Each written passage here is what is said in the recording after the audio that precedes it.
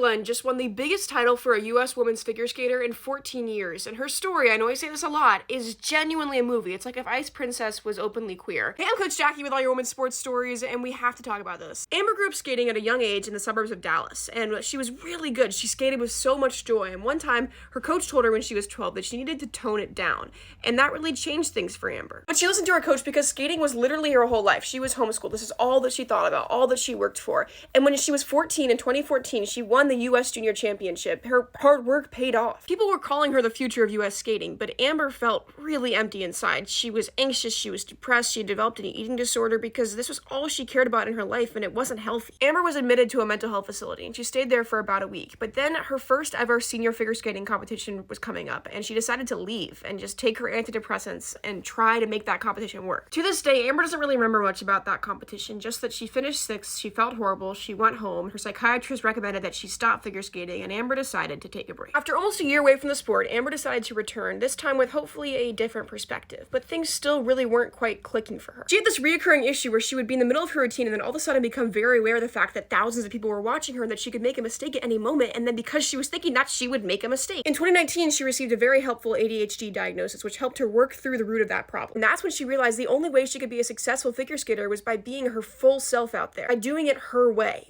And so she did. Later in 2019, Amber, who had privately been going on dates with women for a couple of years at that point, did an interview with a local Dallas queer magazine where she mentioned that she was bisexual. You can see it here. Fellow lady skater Amber officially comes out. She didn't think it'd be a big deal, but it made headlines everywhere. She was like, oh my god, my grandma doesn't even know I'm gay and they're talking about it on the Today Show. She had no idea what it would mean to people. She originally came out as bi, but in the most recent interview I found, she identifies as queer. Love a queer icon. Amber was being revolutionary off the ice, but she wanted to be revolutionary on the ice too. And so in 2020, when everyone was taking a break, she decided to take that time to master the triple axel. Triple axel is one of the most, if not the most difficult jump you can do in a competition as a figure skater. Only 5 other American women have ever landed it in a competition. She's practicing and practicing, and at the 2021 U.S. National Championships, she attempts the triple axel in competition for the first time.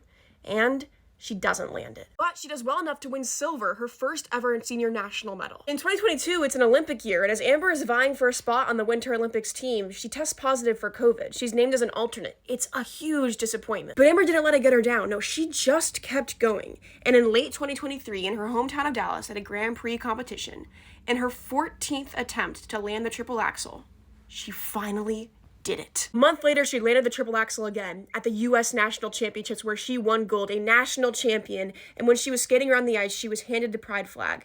It meant so much to see this. It wasn't a perfect skate, but it was the start to a pretty exceptional season where she is still undefeated. Because Amber was one of 6 skaters to qualify for the Grand Prix final. Last Saturday, with everything on the line, she attempted her final free skate. You see that the couple days before, in the short program, she attempted her triple axel and she fell, hurting her back.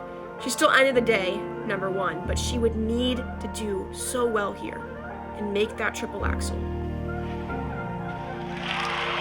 And she did it. And she finished her program in this position, knowing that she might have done enough to win. And a victory is what she would get. Beating the 3-time world champion. Absolute joy. And her competitors all doing her final pose.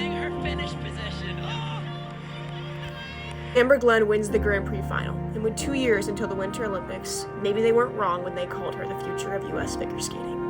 I love women's sports.